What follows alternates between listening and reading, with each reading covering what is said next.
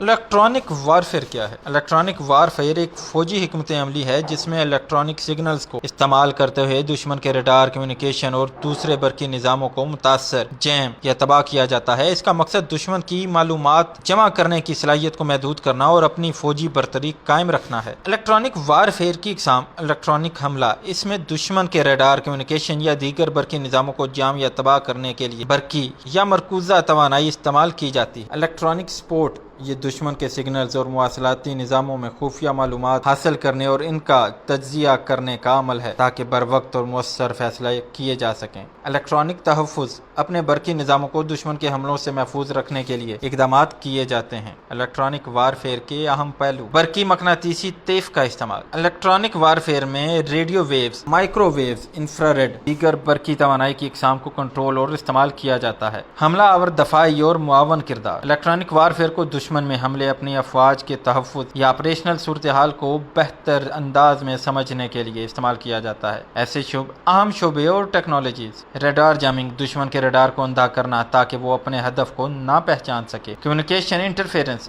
دشمن کی آپس کی بات چیت میں خلل ڈالنا۔ سگنل انٹیلیجنس، دشمن کے ریڈیائی سگنل سے معلومات حاصل کرنا۔ الیکٹرانک وارفیئر کی اہمیت: جدید دور میں جنگ صرف میدان جنگ تک محدود نہیں بلکہ برقی محاذ پر بھی لڑی جاتی ہے۔ الیکٹرانک وارفیئر کے ذریعے ایک ملک دشمن کی کمانڈ اور کنٹرول کو مفلوج کر سکتا ہے۔ یہ جنگی حکمت عملی میں فیصلہ کن برتری کا ذریعہ بن سکتا ہے۔